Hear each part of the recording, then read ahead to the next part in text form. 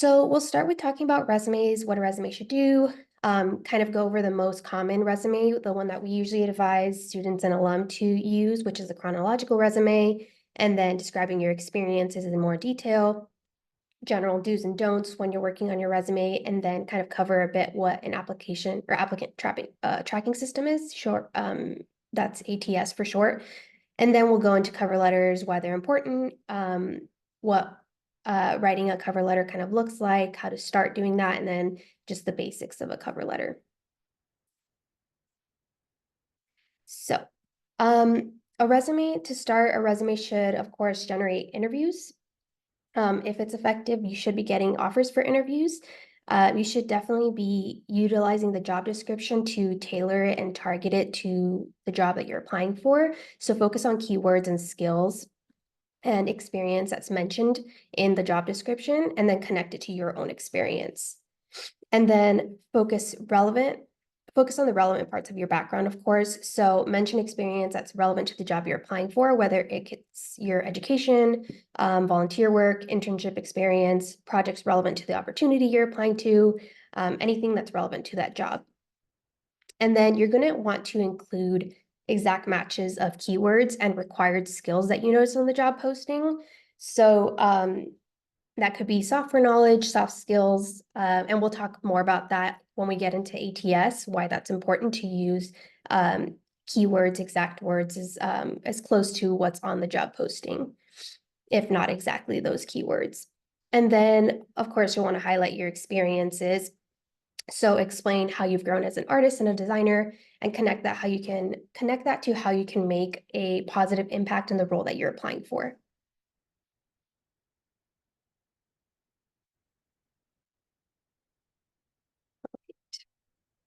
And then as we go along, feel free to drop questions in the chat, but I'll stop after we talk about resumes to leave some room for questions, and then we'll go into cover letters. So that's what a resume should do. And then we'll be going over the chronological resume style. This is a sample that we usually use. And we have this posted on our CPD website, but I'll also provide links, and I have QR codes at the end of this if any of you are interested in scanning and getting to that page. So to kind of go into detail, you'll of course want to have your name and a title underneath your name, a professional title, and then your contact information. We have that here. And then you'll want, of course, a city and state. You don't need your whole written out address, just the city and state is fine. And then a phone number and a professional email address. And then you'll also want a portfolio website link. Make sure that it is linked. And if you do have a password to your portfolio website, you should be adding the password to your resume as well. So you can add it underneath here. And then, Excuse me. Are yes. you showing a resume example? Yes, this is one of the resume examples that we have on our website. Um, I don't know if it's just only me. I just see the agenda, resume, and cover Oh, letters. I'm sorry about Yeah, that. I'm not seeing it either. Thank you for letting me know. Okay, can you see it now? Yes. Okay, great. So this is Thank you. what the resume looks like as a whole, but we'll be going into like each part of it. All right. So yeah, so like I mentioned, name, title, contact information. And then if you want to, you can have an objective, but that's not required. An objective is more for someone who maybe wants to explain gaps in their employment, or who has done a career shift. So you don't need to have one. And then next, you'll want to have your education. You want to highlight that, put your full name, your full degree name, your anticipated graduation date, institution name, and excuse me, sorry, the city, state, and then the academic, any academic recognitions that you have. And after your education, you want to have your work experience listed in order of most recent first. And then you'll have bullet points under each section detailing each of your experiences. And we'll go into greater detail how to structure those bullet points. Go to the next one. All right. So down at the bottom, we have, after the work experience, you can add a project section. Anything that's relevant that you've done, course projects that you've done that are relevant to the job that you're applying for, you can add that in this section. And then again, have bullet points describing that project. And then you'll have a skills section, and you can break that down into languages, software, design and presentation. And if you speak a couple of languages, you can put if you are a native speaker, or if it's more conversational, you can add your level of proficiency there. And then lastly, you can have an awards and recognition section and an affiliation section.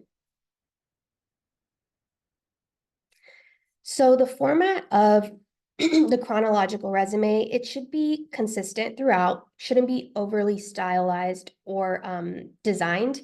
And then you should be making sure that you have the date as well consistent throughout the resume. And then most relevant information should appear on the top half. That's usually why we have student and alum organize it with education first, then experience, and then go into like skills and any awards and recognition that might be relevant. And then you should be using an appropriate use of fonts, bullets, and color. It should be grammar-free, or it should be error-free, sorry. It should be error-free, so keep an eye out for any grammar, spelling, or punctuation that could be incorrect. Once you have something that you're really confident about, we recommend that you visit the Writing Center so that you can kind of go over anything you might have concerns about, whether it's grammar, spelling, punctuation, or it's like sentence structure. They can help out with that. So make sure it's error-free and it's ready to submit to a hiring manager, because you don't want to have your resume rejected for simple errors. So let's see. Also, no tiny fonts. So fonts, appropriate size fonts should be like 10 to 12 point font. You should be able to see it with that font size. And then you should also have organized your resume with headers, and each section, of course, should reflect the content, and the content supports each of the headings. And then the section title should, of course, be relevant to the targeted opportunity that you're applying for. And just be aware of any offensive images or sketches. Make sure that your resume is easy to read, and that there's appropriate margins. That's going to help with that. So make sure it's like 1-inch margins all throughout. That kind of helps with avoiding overcrowding. A suitable length would be like 1 page. If you have a lot of experience, usually that's for graduate students or alumni, or people who have changed their career. It's fine if the resume goes onto a second page, but normally we advise to have like 1 page so it doesn't look like too, I guess, too wordy. It's not like too crowded with information.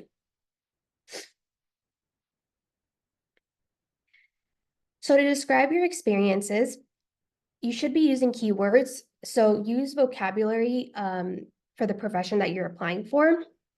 So look at the job posting, look at the words that you see stand out on the job posting, and you should be using those words in your experience section as well, and on your resume in your skills section. Anything that's relevant to your experience and your skills that you see in the job posting, you should include it in your resume. And then you can use action words, which we'll kind of get into that. And quantify any experiences that you're able to quantify. And we'll also go into a few examples of that, and provide examples of your experience and how you have the experience that they're looking for in the job posting. And then, of course, focus on any relevant contributions or accomplishments. So to describe your experiences, something we advise is to think about these 3 questions. What did you do? How did you do it? And what was the result? These are going to really help you with detailing your experience section and incorporating action words, and also just quantifying the results if that's applicable. So here's some action words, and I'll provide a resource for this too. We'll kind of go into it so that you can see what it looks like, our document that's on our website. Here's some action words that we might be able to use to describe the work, show accomplishments, and describe roles that you've worked in. So action words, they cover, they concisely describe your experience, they show your accomplishments, and they describe the roles that you've worked in. So just be sure that you're using industry terms as well. I think that's really helpful for employers to see that. And again, these keywords, if you see them in the job posting, mention them in your resume. A lot of times you'll see these come up. to describe your experiences, we have an example here. So an action verb is collaborated, and then what we did was we worked with a number of designers. How we did it was via Zoom and in person, and then the results were meeting project deadlines. So that bullet point might look like collaborated with 5 designers via Zoom and in person to meet project deadlines. And then another one we have is using the action verb designed. What did we do? We used social media outreach materials, or designed social media outreach materials by using InDesign and Photoshop, thus increasing followers by 15%. So that final bullet point might look like design social media and outreach materials using InDesign and Photoshop, increasing followers by 15%. So using action words is really helpful. I think it elaborates on your experience, and then it also helps incorporate more skills into your experience section. So if you see that employers require certain skills or certain knowledge of certain programs, if you see those keywords popping up into the job description, you should definitely be mentioning them in your resume and provide examples to how you have experience with those skills or with that experience or with those programs. And then just a kind of a summary of some do's and don'ts. Definitely have a clickable link to your portfolio website. That's extremely important. So that's one of the important application materials that we advise you to have. That's resume, portfolio website, and a cover letter. And the portfolio website is really important to have it linked. And then, of course, tailor it and target it to your employer. So really look at the job description and also show you a resource. We'll kind of go through that really quickly so that you can use it if you find it helpful in highlighting keywords, or just so that you can align yourself with that job description.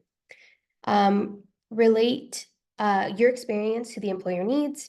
Highlight accomplishments, especially if they're relevant to the job that you're applying for. Be sure to proofread and just keep it concise, because you'll be able to elaborate on your experience in your cover letter. Don't include any personal information, so don't include your address or anything. Don't use first person. Don't say I designed with a group of 5 designers working on XYZ, whatever it is. Say designed XYZ project with 5 designers. So you shouldn't be using first person. And then list salary requirements. You do not list salary requirements, sorry. Do not use contractions or abbreviations. Make sure you spell those out. Don't list addresses of previous employers, and don't give a reason for leaving positions, and don't put references available upon request. You don't really need to put that there. Normally they'll ask for resume or for requests, reference requests in a different part of the application, and you don't need it on your resume. So now we'll briefly go over what an applicant tracking system is. So applicant tracking systems, ATS for short, is software that acts as a database for job applicants. And some tips to pass ATS systems is using keywords. This is where keywords are really important. Look at the job posting, see what keywords, what skills, soft skills, whether it's certain programs, knowledge of programs. Notice which ones you see continuously pop up in the job description, and use those keywords in your resume, because employers use ATS to filter out which applications might be best suited for that role, and they're filtering it out by certain skills or certain keywords. So it's important that you have those keywords in your application so that you'll be one of those once the applications are filtered or the resumes are filtered, you'll be one of those applicants. And then another thing we do advise is to create 2 resumes. So I know a lot of students like to have very designed resumes, which are great, but in order to pass ATS, you should have a plain text resume. And the plain text resumes really help with they're more likely to pass ATS systems, because sometimes you can't highlight all of the information in the designed resumes, and it won't pick up certain ATS won't pick up certain keywords. So you'll want to make sure it's a plain text resume, and then you can always add or upload an additional designed resume as like an additional attachment to your application. But just have two. And then we have an example of an ATS friendly resume versus non-ATS friendly. See, the ones on the left are very plain text. There's no images on it. And then the ones on the right, there are a lot of logos on it. If you highlight it with these columns, all of the information might not be highlighted. And so it might not pass the ATS system. So that's something to keep in mind. Oh, let me show you. Okay. And then here we have some resume resources. So we have a link. Let me go to it so I can show you all. 1 second.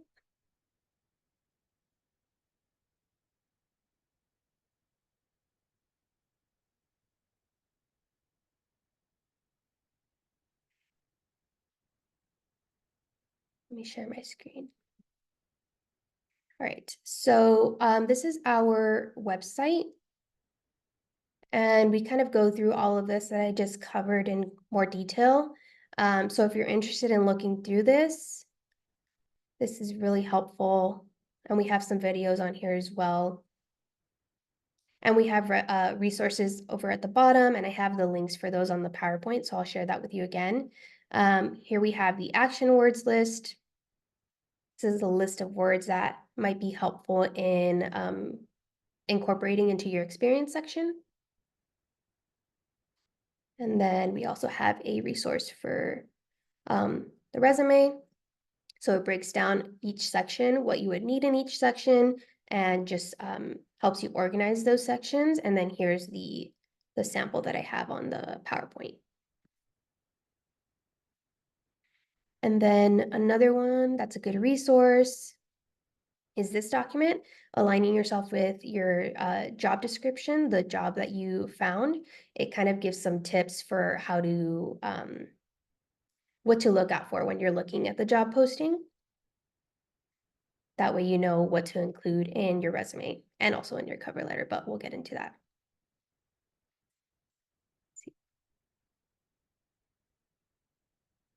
Go back. All right. So I have those here if anyone is interested in scanning those. I'll give you a moment for those of you that are interested in doing that. Do we have any questions so far about resumes before we get into cover letters? Okay, feel free to drop them in the chat if you'd like. Or if you have an example of an experience, a bullet point in your experience section that you'd like to get some feedback on.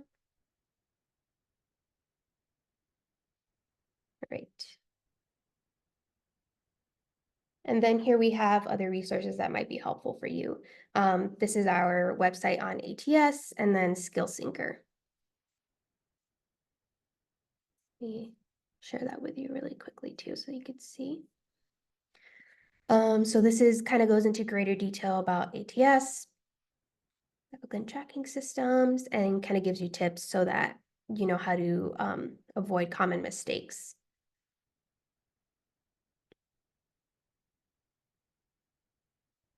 Oh, and then let's briefly go over SkillSyncer too, so that you can see that.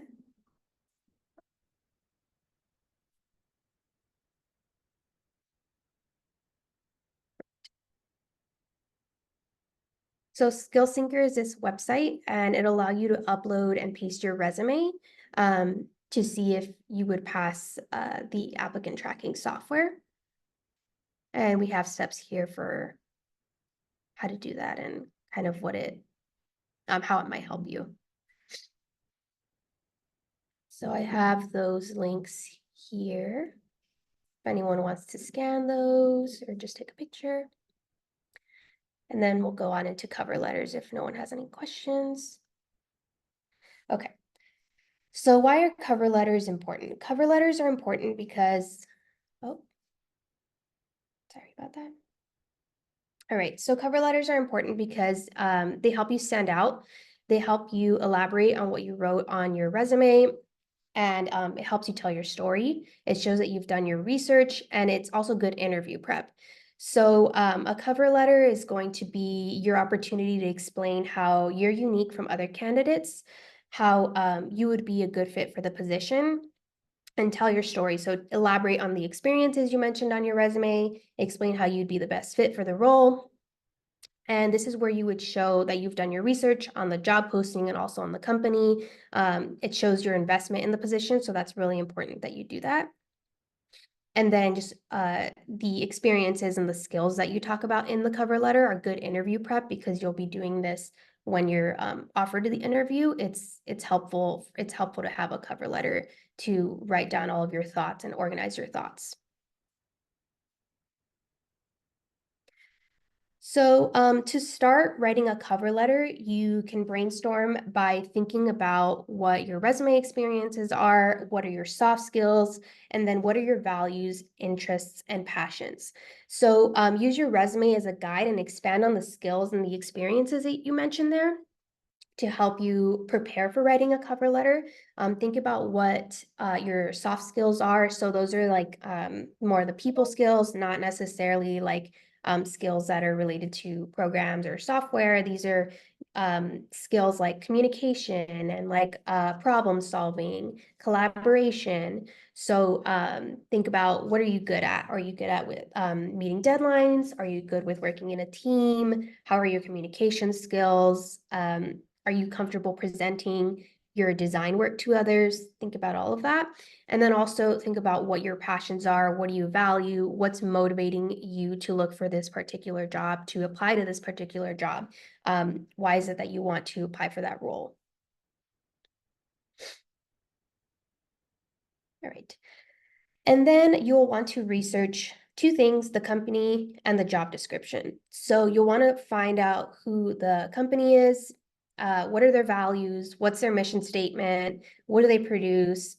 Think about all of that, and you can check LinkedIn, you can check the company's website, you can check articles about the company or organization. And then, of course, research the job description, research the role, think about what the keywords are that are mentioned in the job description. Are there any design skills that stand out that they're looking for? Are there any special software that they require a prospective employee to have knowledge in? Any soft skills that they value? So think about all of those things.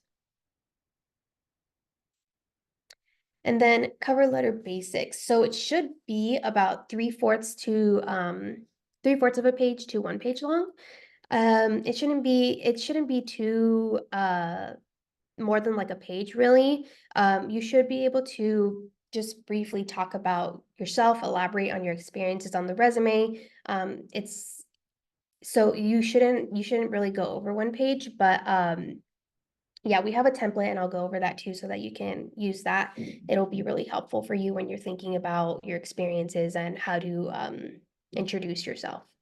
So you'll want to learn who the hiring manager is and address the letter to them directly. But if you don't know who the hiring manager is, you can address the team. So you could say, "Dear hiring manager," or you could say, "Dear Art Center," whoever the organization is or the team is. You can address them as a whole.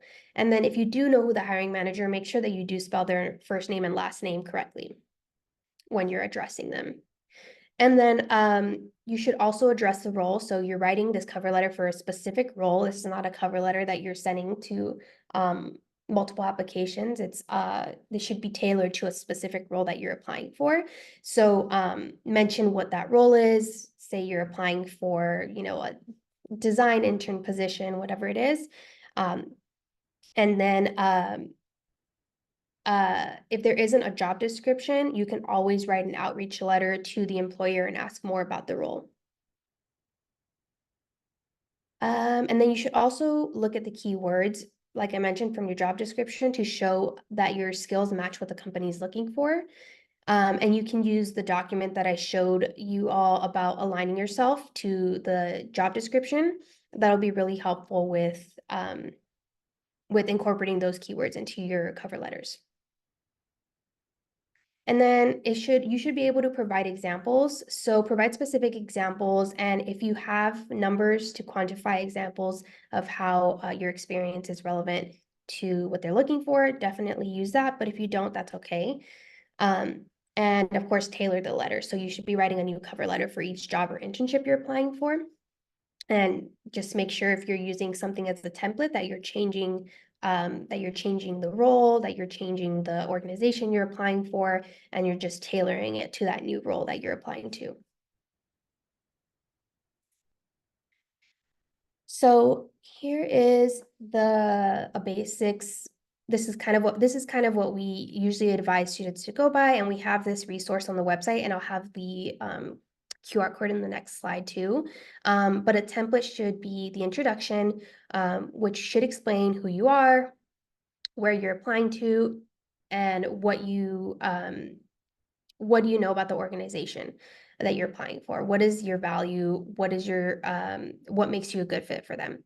So it should just be a short intro in your first paragraph, explain where you're applying to, what role it is you're applying to, and you can say, you're a current student at Art Center College of Design, or if you're a graduate, then you're an alum, or you could say you've got whatever degree from Art Center College of Design.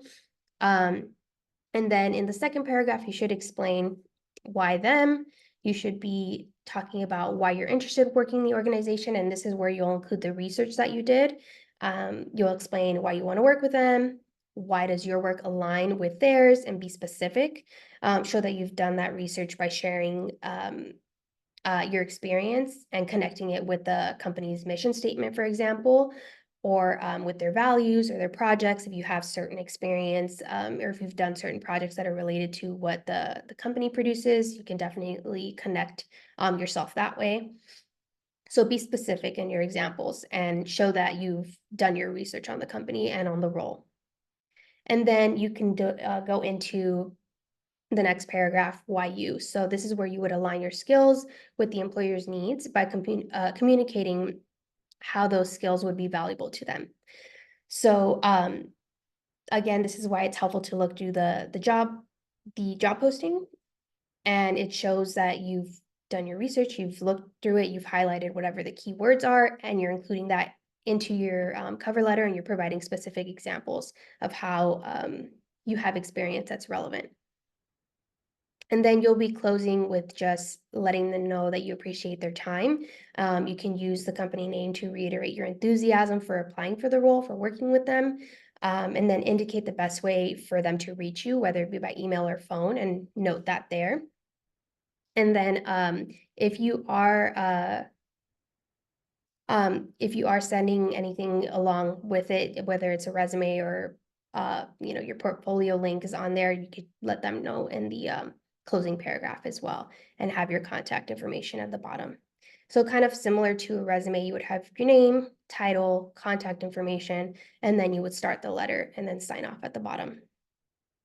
And then here are our resources for writing cover letters, and I'll go through each of these so you can see them.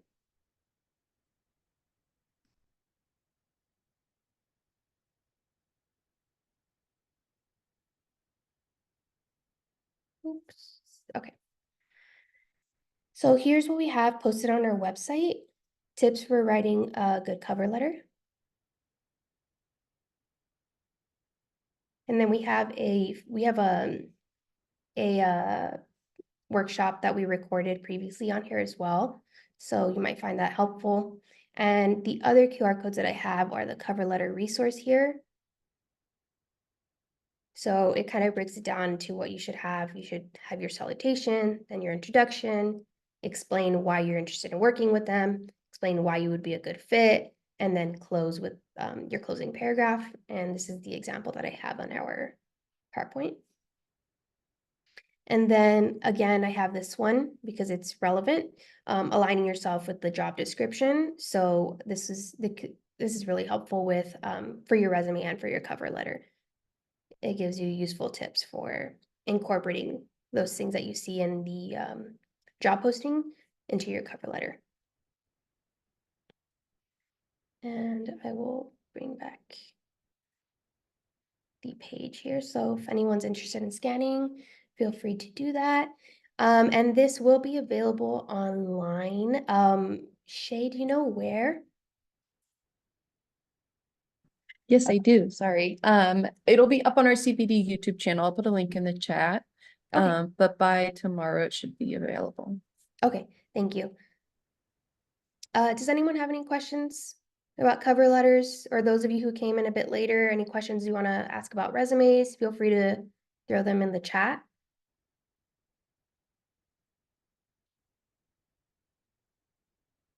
Nope. Okay. So next steps would be to schedule an appointment with us for an email review. You can schedule an appointment to have your resume reviewed via email or your cover letter, or you can also do, or you could do both. But you could also do an advising appointment and review your resume and your cover letter in that appointment with us, like via Zoom or in person. And that's it. I have my contact information at the end here. 1 second. Right. Anyone have any questions, or anyone want to give an example of anything in their resume or cover letter that they'd want to get some feedback on? Yeah, can I send file? Yeah. Do you have a specific question that you wanted, or a specific like part of your resume or cover letter that you wanted to review? Yeah. Okay. So this is my current resume, and Okay, let me open it. actually I uploaded to the CPD, but they did not Okay. approve.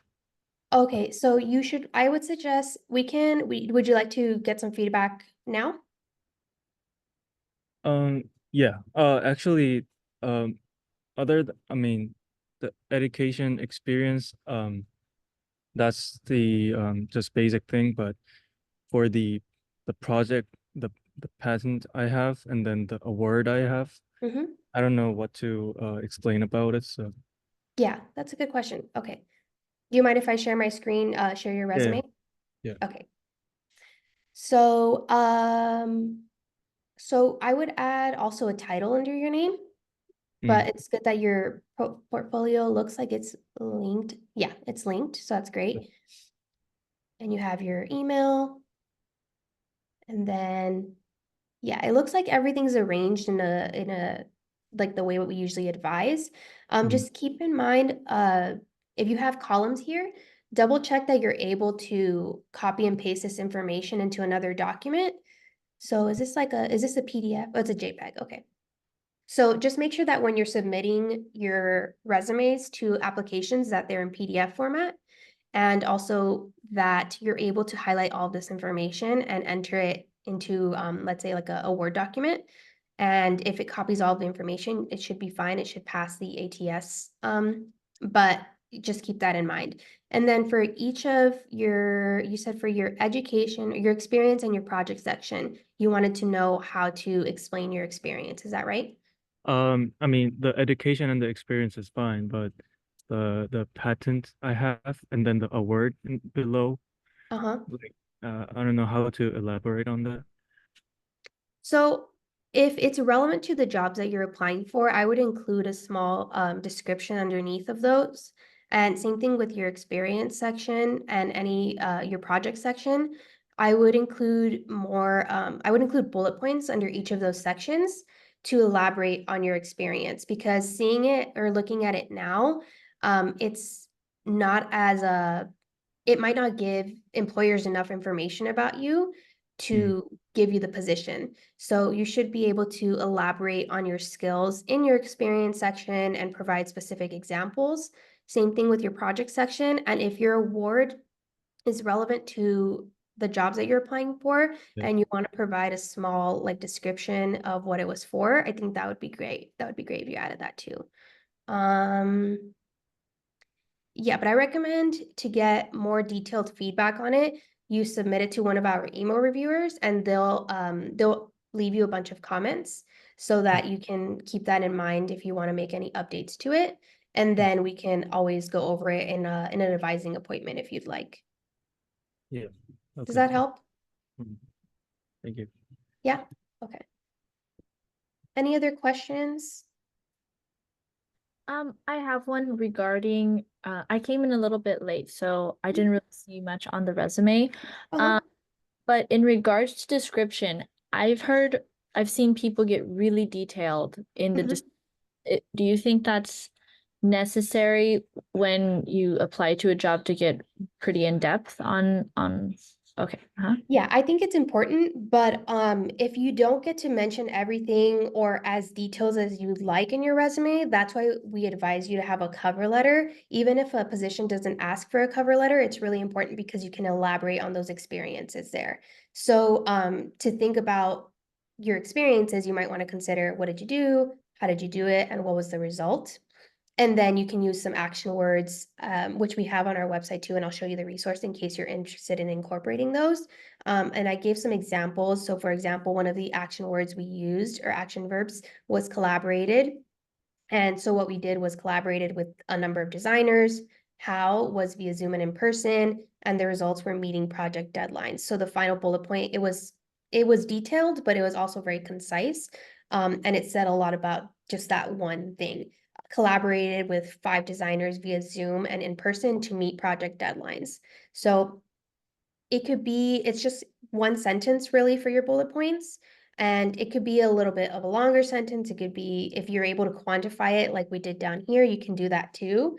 But if not, it's okay as long as you show like you're detailed in each of your experiences, and you should be referencing the job posting so that you can see the qualifications they're looking for in an employee, see what skills that are standing out, see what programs that they mention in there that they want knowledge of, or they want prospective employees to have knowledge of, and then incorporate those keywords into your resume.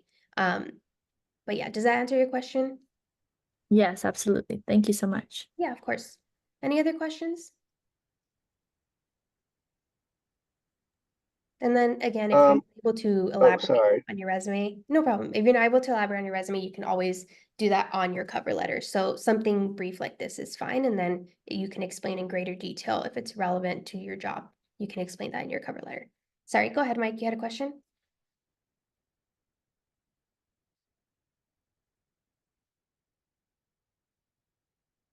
Any other questions?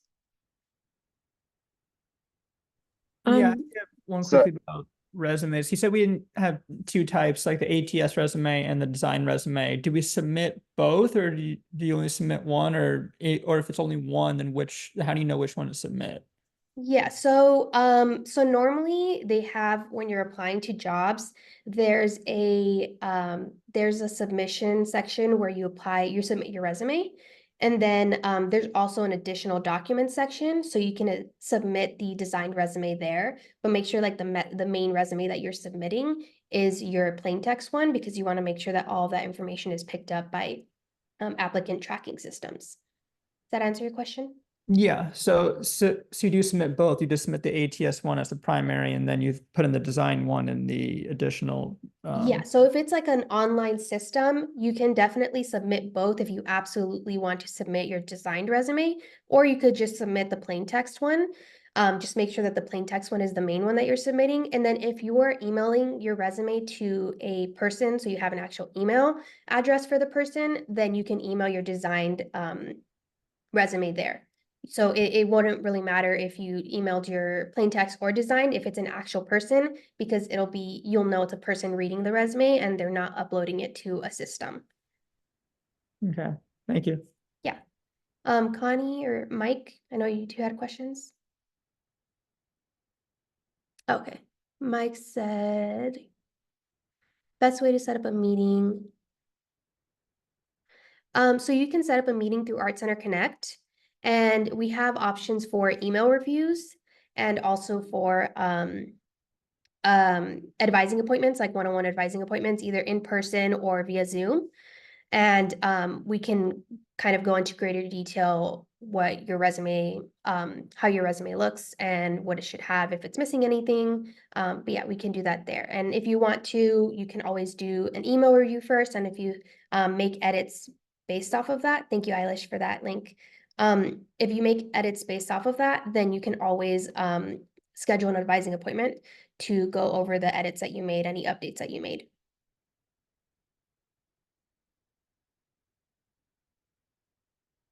Any other questions? I missed a lot of the beginning of this meeting. Would this be like uploaded as a video later? Yes, it'll be uploaded on our YouTube channel and we will provide the link for that so that you can access it. It should be there by tomorrow, I believe. But yeah, okay, confirmed. Thank you, Shay. I'll drop the YouTube channel in the chat for those of you that don't have it.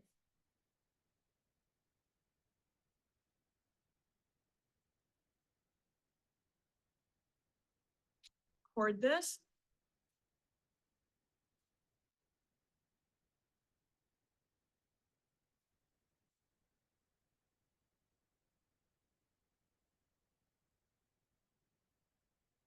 All right. Any other questions?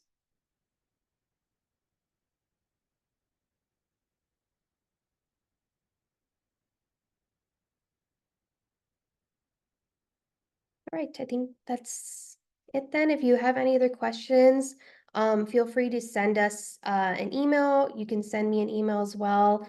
Can you see my contact information? I don't know if it's popping up or not. No, it's not popping up at the moment. Okay, let me see. There it is. Okay, yeah, something wrong with the slide. Okay. But if you want, you can send me an email and you can ask me any questions you have about resumes or cover letters, or we can also schedule an advising appointment, or you can do an email review. So whatever your preference is. Great. Well, thank you all for joining. Hope you have a nice rest of your day. Feel free to reach out to us if you have any questions. Thank you for your time. Yeah. Thank you're welcome. you. Thank you. Thank you. Have a good one. Thank you. Thank you.